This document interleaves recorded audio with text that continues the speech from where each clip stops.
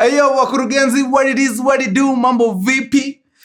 Before I get into today's episode, nataka tu niwaambie I come bearing good news. It's good news, wana, good news. Yo, bana, pale Sendwave mumekuwa mkifanya mambo mbaya. Na nikasema mazee, mimi na kikosi hapa, since nyinyi watu mnajituma proper, it will be proper of us kuhakikisha at least tumeongeza ile number. I know we were to reward 10 lucky people, but now we are doubling that number. Oh yes. Sasa watu 20 wanataka kufurahia $50. Oh yes, $50. And the giveaway is still open, by the way, guys. Yeah? So, endeleeni kuingia pale. Link iko kwa description. Alafu on 9th ama 11th, I'll decide. Either 9th ama 11th, we will announce the 20 lucky winners. But all is not lost.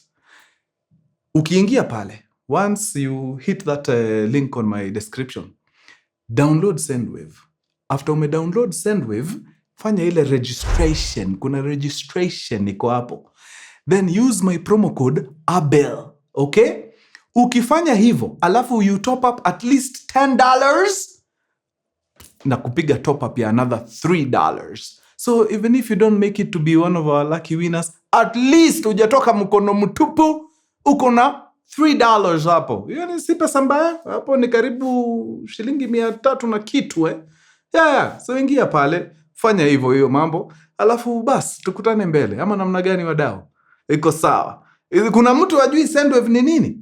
In case hakuna, well, Sendwave is a digital wallet that enables you to hold, send and receive money in digital dollars. It is available in 120 countries.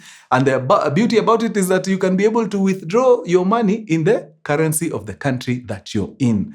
It is a commodity that you need. It is a platform that you need. So download Sendwave today. Link iko kwa description.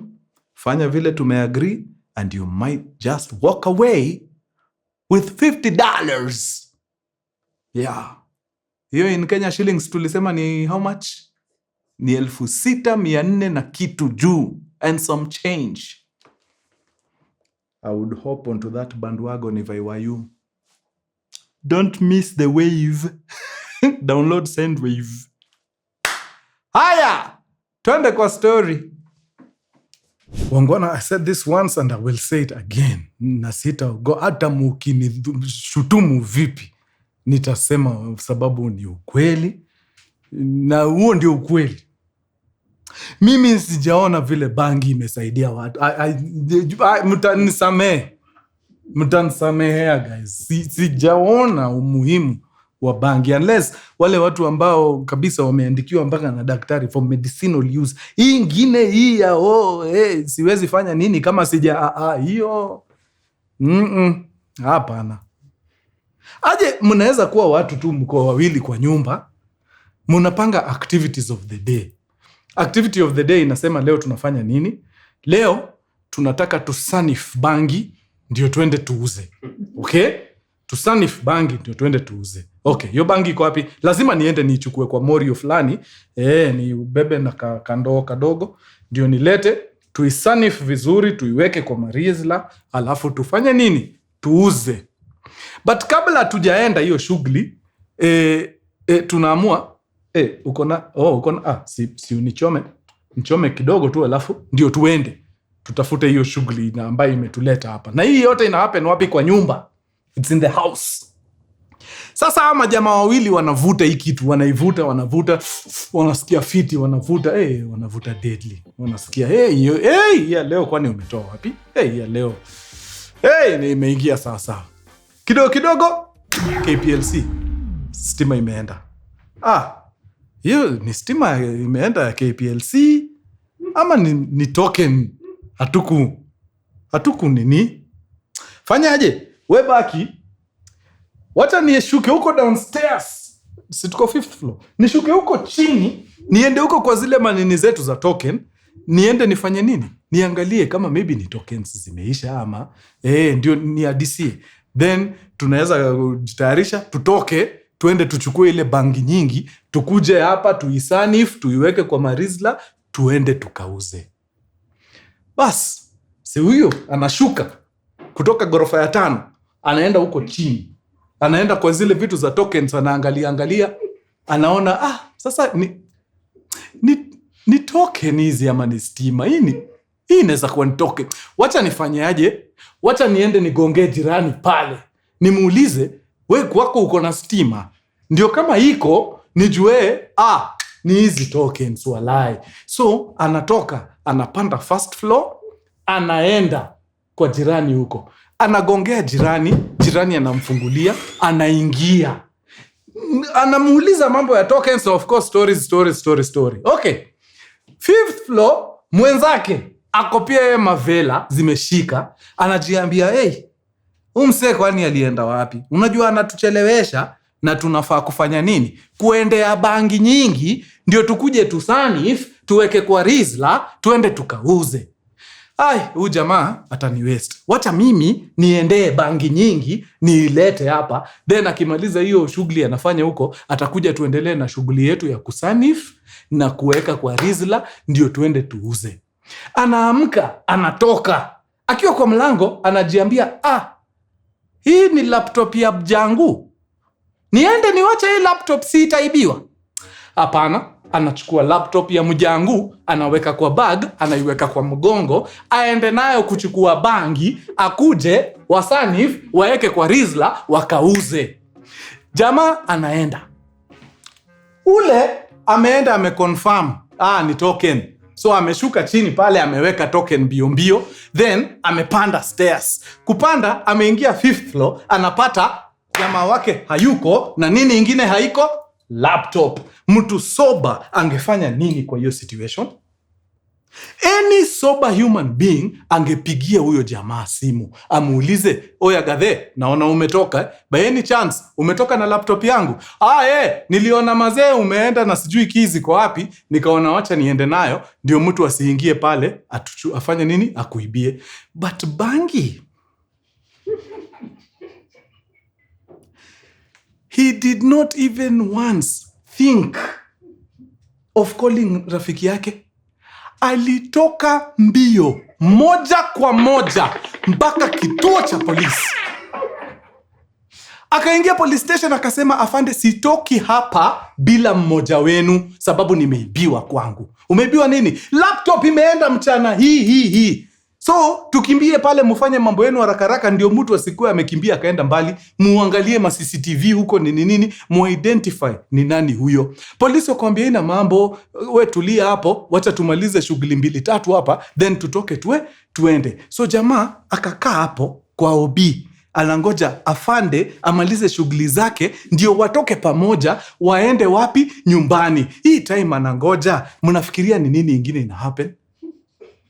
Mtu wa bangi nyingi ashaipata. Sasa ameileta wapi? Kwa nyumba, na laptop ameiweka hapo sababu amerudi. Anasanif bangi nyingi.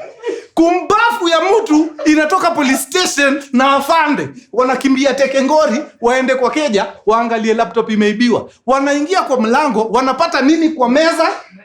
Bangi mingi.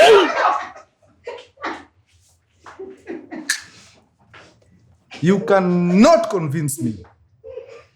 Hamwezi ni convince. Hakuna kitu mzuri inatokaga kwa hiyo kitu. Sasa hiyo kesi ilishambia sana.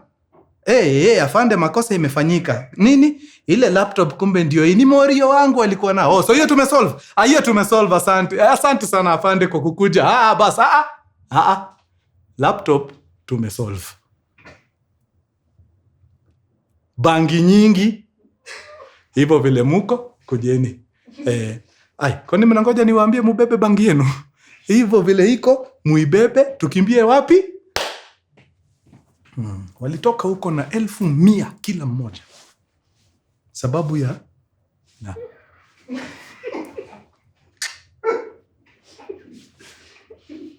tuende kazi.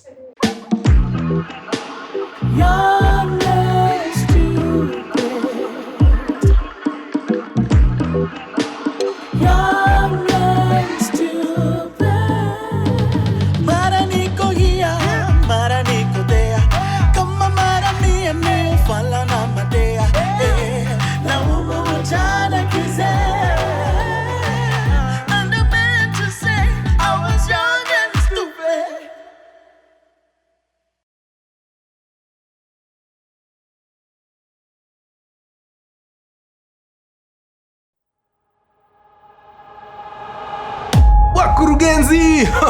My man, young and stupid, fresh out the kitchen. Na kabla sijaingia kwa hekaya leo, you know what we gotta do. Lazima tupige super shout out to our super customer of the day. And today's winner is none other than Simon Kirero.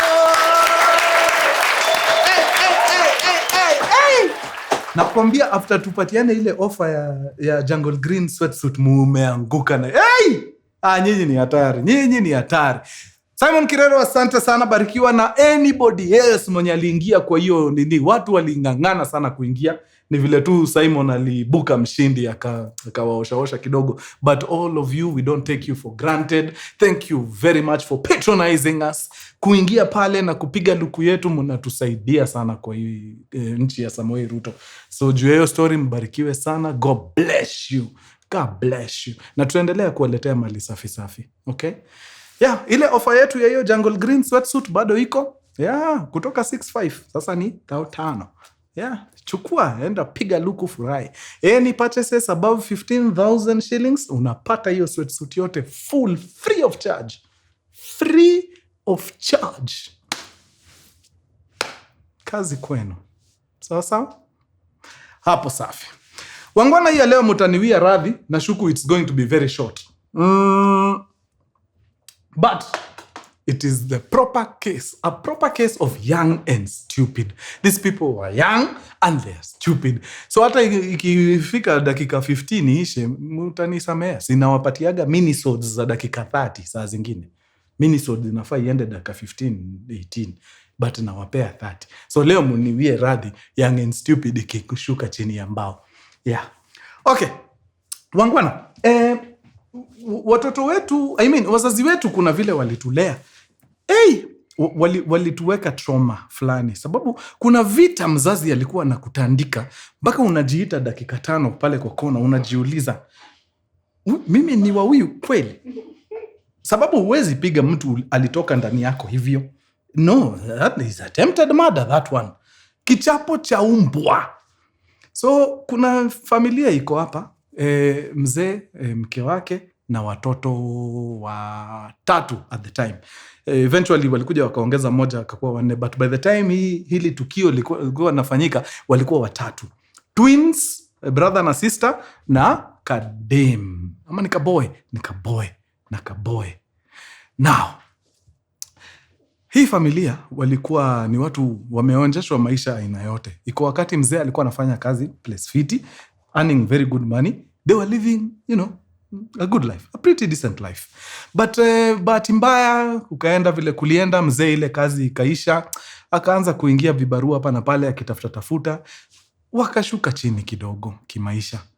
But pia mzee sababu ni mtu wa kujitumatuma, akakuja akangangana ma savings hapa na pale nini, akafungua hoteli. Hii hoteli ilikuwa inaleta kitu angalao. So kidogo lifestyle kanaanza kupanda kidogo, wanaanza kuenjoy tu vitu hapa na pale nini. Lakini mambo ya shetani unajua tu, wanaingiaga tu yani ile wakati you least expect it. Kumbe hii hoteli wameitengeneza kwa land ya railways. Kwa hiyo county wanaishi, reli inapita hapo. Sasa kuna maeria hamfai kuencroach. Sasa si railways wakaamka wakasema hapana, mnatuzoea nyinyi. Sasa nani huyu amefikisha mpaka hoteli? Hapana, hizo structures zote ziende kabisa. So waliamka wakapata structures gone. Railways wameclear kabisa sababu watu waliencroach, wakajenga wapi? Kwa railway reserve. Sasa ile maisha ikashuka tena chini. But again, mzee ni mtu wa kungangana hapa na pale. Ni mtu wa kungangana nini. Mama anasaidia huko nyumbani, mzee anapambana. Akakuja, akadiscover kuna kitu inaingiza kakitu at least. Hii kitu ni nini? Hizi enzi, sababu ni huko towards late 2000s, kulikuwa na kitu inaitwa simu ya jamii. Hiyo time, mobile zilikuwa zimeingia vizuri. Zilikuwa zimeingia lakini zilikuwa the select few. So watu wengi walikuwa bado wanaoperate na simu ya jamii. Especially huko mid 2000s. But towards huko 2010s, simu zilianza kukua cheaper. Watu wakaanza kununua, ungepata hata ka handset kazuri ka 2,500 nini. So watu wengi wakaanza kupata tu simu. So need ya simu ya jamii ikaanza kuenda chini kidogo, lakini mzee akasema hii dhuru, acha nipambane nayo juu bado kuna watu hawatakuwa na hiyo 2,500 ama 3,000 ya kununua simu, wacha ni tusiwatoe kwa hesabu. Akaweka simu ya jamii, watu wanapiga 10 shillings per minute, unapiga hapo nini, na akarun biashara yake safi. But sasa watoto wamefika mahali ni wakubwa kidogo, wako maybe 8 years. Huo mwingine hapa tunaongea around 2008 ama 7 there about.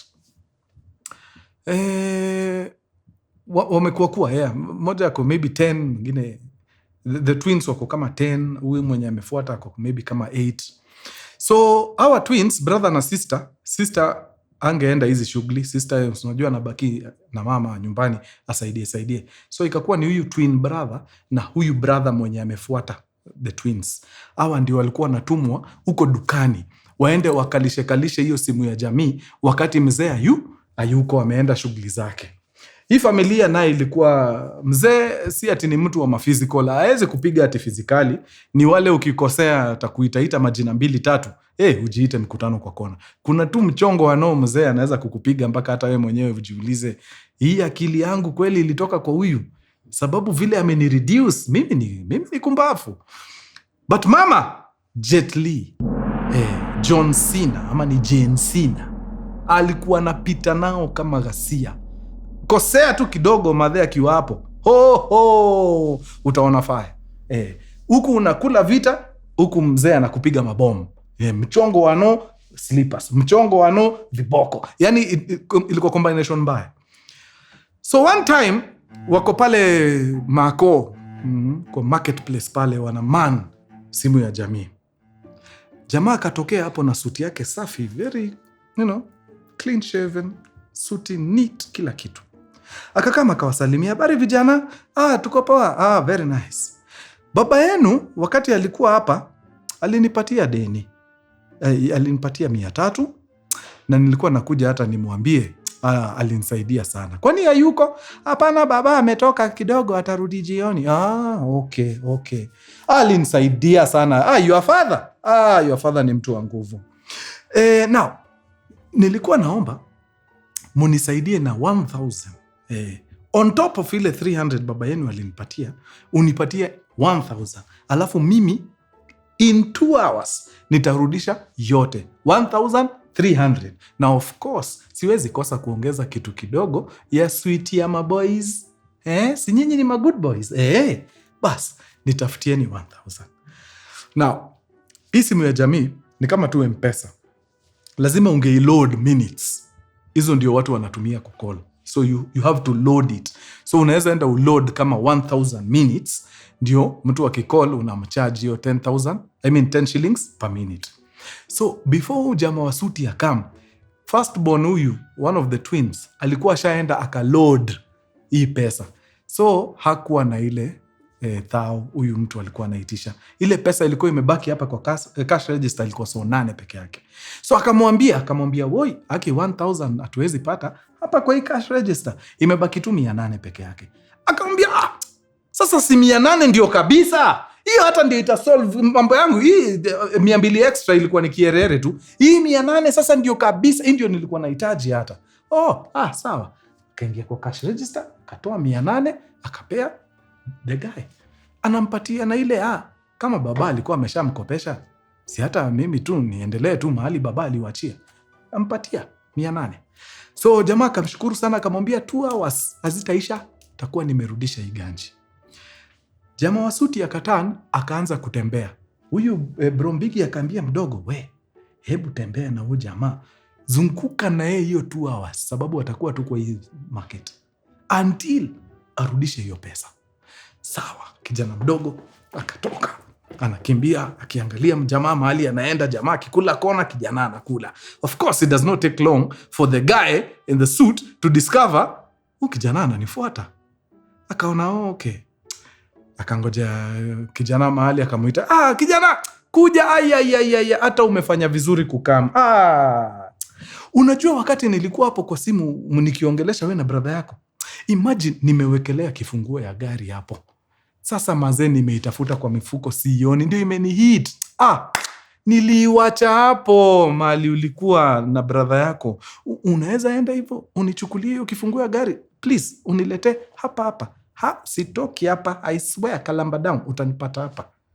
Of course, being a little 7-year-old, akamwambia sawa. Naona kimbiaga kama amejitolea mbaya sana. Akarudi huko kwa shop. Akamwambia bro Mbigi, amenituma, ameniambia amesahau kifunguo ya gari hapa, nichukue nimpelekee huko. Bro akamwambia hakuna gari alikuwa nayo. Rudi, usimpoteze, rudi. Ana hiyo ni tactic ya kukutoka. Kijana tena. Anarudi, yatampata. Mulimpata na yeye. Hivyo ndio watu walipoteza 800.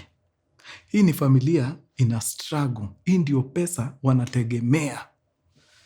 Unaona hii time simu ya jamii haingizi vizuri kama zamani. So ile kidogo inapatikana ndio inalea familia na bado ndio inatumika kununua minutes za kupiga kesho. So ilikuwa mbaya. Wakajiita meeting, wakajiuliza mtu yangu, na vile mazee maisha imetukalia mtaa pale juu ya ganji, tutarudi tuwaambie tumepoteza pesa ya leo yote? Si hivyo ndio madhe atatuchimbia kaburi hapo nyuma ya jikoni? Haiwezi. Hakuna vile tunarudi kusema hiyo pesa imepotea. No. We must find a way to survive. Yeah. So juu ya hiyo story, tuna make an unanimous decision right here, right now. You and I are no longer Kenyan citizens. Ni tujikakamue, tujikuatue, tutoke hapa guu mosi, guu pili, mpaka nchi ya Museveni. Sasa hiyo wanaoperatia wapi? Kisumu town. Piga tu hesabu Kisumu town mpaka hiyo border ya Uganda ni how long? Alafu ukiingia Uganda tafuta vile utafika mpaka Kampala. It's crazy. The oldest ako 10. Barely 10. I think alikuwa 9 and something. Huyu mwenye anamfuata ako 7 years. Wakakaa chini, wakaamua that is the right decision. Wakafunga duka. Ile simu ya jamii wakaiweka kwa makwapa, wakaipelekea family friend. Anaishi somewhere not very far from the marketplace. Wakampatia rafiki ya baba. Kamwambia, auntie, hii ni simu ya baba. Tumefunga duka huko. Baba ukimuona mpatie. Mmefunga? Okay, ni sawa. Mrembo wakachukua simu wakaweka. Watoto wameleta. Na watoto wakaanza safari. Wacha watoto wakanyage. Walikanyaga. Pesa ilikuwa inaibiwa kitu kama saa 5 asubuhi. Walitembea mpaka saa 10 jioni. Wakapata wametembea kilomita 4.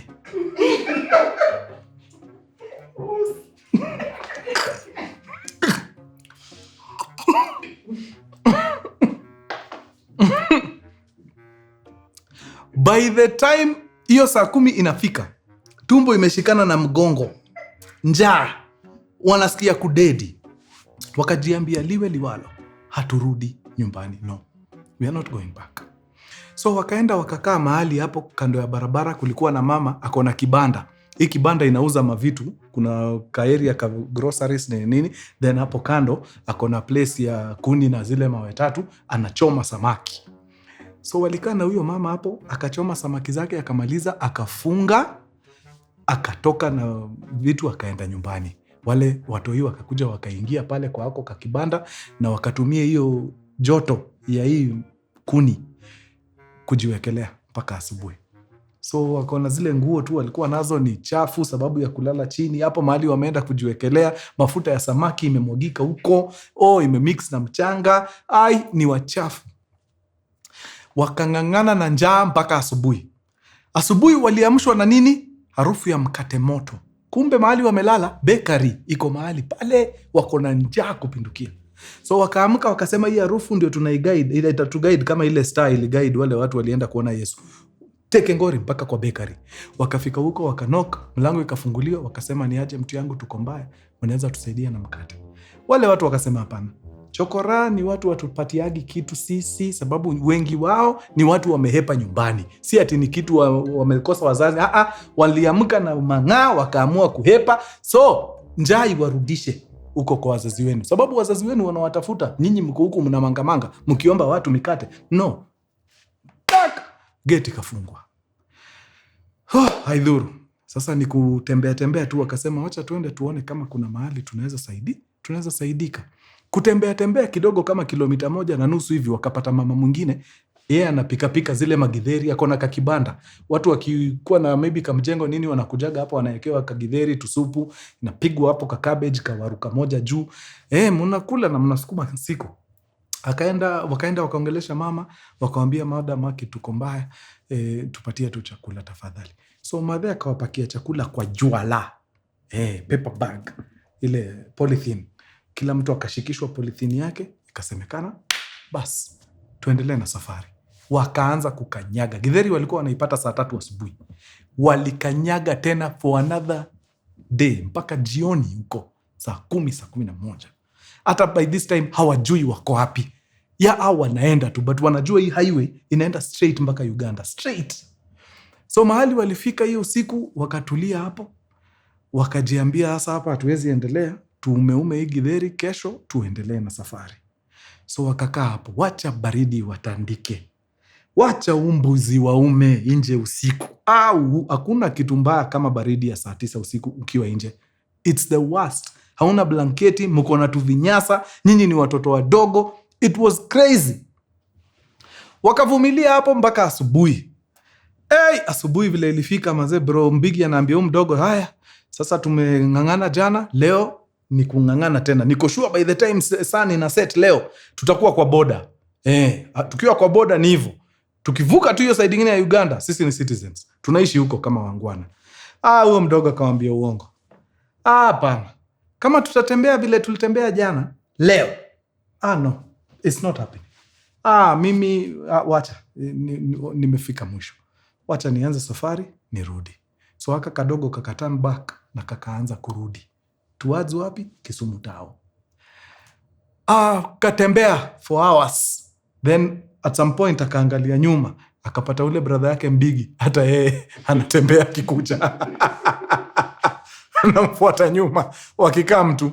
So wakakuja wakangangana. Luckily safari ya kurudi for some reason inakaaga ni kama ni karibu. I think ni juu hizi ni area uliziona, so unazikumbuka. So wakakuja Tekengori mpaka wakafika wapi? Kisumu Tao. By the time wanafika Kisumu Tao, ni hapo lunchtime hapo walikuja Teke Deadly. So akiwa pale Kisumu Town, kumbe mazee ripoti ilishafikia kila mtu huko hiyo maskani yao. Mazee wale watoto wetu walipotea. Mama yao amelia usiku mzima. Hiyo siku ilifuata yote, hiyo usiku ingine yote, 2 nights amekuwa ni kilio tu. So of course watu washajua vijana wanatafutwa nini. So at some point wakati wanatembea pale Kisumu, mtu ambaye anajua familia akawaspot. But akajua hawa ni kuhepa walihepa. So nikikuja hapo nika nitakuwa nini watahepa. So akajifanya hata hawaoni, yeye anaangalia shughuli zake. Wakakuja wakaenda, wakipita tu nyuma yake hivi, akawakamata. Akamwambia nyinyi mmekuwa wapi? Unajua vile mmetafutwa. Akasema akamwambia tu kweli, tulikuwa tunaelekea Uganda, but hii Uganda ni mbali mzee. So sisi tuko tayari kurudi. Huyu mzee anajuana na ule family friend, ule madam mwenye watu hii walipeana simu kwake. Anajuana na huyo madam. So akawauliza ule madam nani, hata simu tulipeleka huko. So nikiwapeleka kwake mtakuwa sawa? Tutakuwa sawa kabisa. So akashika watoto mkono, akawakimbiza mpaka wapi? Kwa ule madam. Madam anasikia kudedi juu yeye alipatiwa simu, alikuwa anafikiria kila kitu iko sawa. All of a sudden anaambiwa watu hiyo wajaonekana 2 days. Anashindwa ni wazimu gani hii tena. So vile aliona watu hiyo mazee alisikia fiti, nice deadly. Akachukua watoto akawaosha, walikuwa na kabila wanataka, akawatafutia nguo hapo haraka faster wakavaa. Then after wamekula wakasikia fiti. Akauliza sasa mko tayari? Nitawashika mkono tuende pamoja mpaka nyumbani. Amutapigwa, mimi nitakuwa hapo kuwatetea. Wakasema iko sawa auntie, wewe tushike mkono tupeleke tuende. So akawashika mkono, akaenda akawapeleka mpaka nyumbani, kwa homestead akawadeliver. Madhe kwanza aliona watoto kwanza akafaint. Yani alikuwa alikuwa anasikia fiti. Akaamka mazee akahagwa watoto wake, akalia, akamwambia manze hata wakiwa waoga aje wasiwahi tena hapa kwao, sababu hata waende wapi hakuna mtu ako na upendo kuliko wazazi wao. So hiyo yote ilikuwa ni nonsense. Ni nonsense. Kuja tu useme kuna makosa imefanyika, then tutaongea kama watu wazima. Na watu hii wakasikia fiti, wakakubali, na it was a beautiful reunion. Wakaagiana wote hapo mpaka mzee. Yani mpaka mzee anatoa machozi, analia. Walinusurika hivi kupoteza watoto wawili. Wakurugenzi, hii story ilinipatia one moral lesson. Wakati unajua umekosea, wekelea ngori ingine kubwa zaidi ya hiyo. Itakutoa kwa ngori. Amka asubuhi, pigie boss. Mwambie, mtu yangu, makosa imefanyika. Nilienda na laptop ya kazini nyumbani. Wakora wamenitandika, wameenda nayo. Drive nilikuwa nazo za kazini, wameenda nazo. Zile project zote za client ambazo zilikuwa ndani ya hiyo drive, nao clients already walikuwa washalipa down payment, zimeenda na wezi zote. Hakuna kitu hata moja ya client niko nayo saa hii as we speak. Nauguza majeraha. So apart from wewe kupoteza footage na laptops na nini za kampuni za clients wako, nitakudai pia shilingi kadhaa za hospitali, sababu hao watu wamenipanguza proper. Boss wako akipiga nduru amalize aseme, oh my God, uko wapi nikuje nikuone, umwambie, boss, nilikuwa tu nataka kukuambia nitachelewa leo. Si unaona ni better kuliko kuibiwa?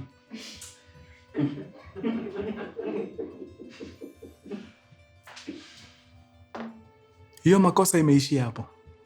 Hao watoto wamenifundisha hivyo. Hakuna mahali ile 800 iliongelewa. Ile 800 ilifanya wakataka kuenda Uganda. Haikuongelewa because ile ngori ingine ndio kubwa zaidi. That was a good take home.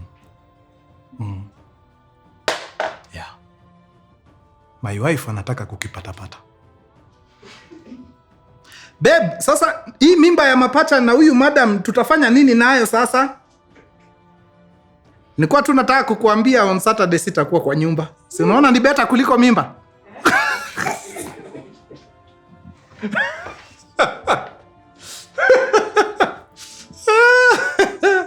Okay. Bas nimefungia hapo wadau. Nimekuwa tu nyinyi wa deadly. Tutaonana baada ya siku chache. Adios muchachos. Peace. Young and stupid. Young and stupid. Hey, young and stupid. Young and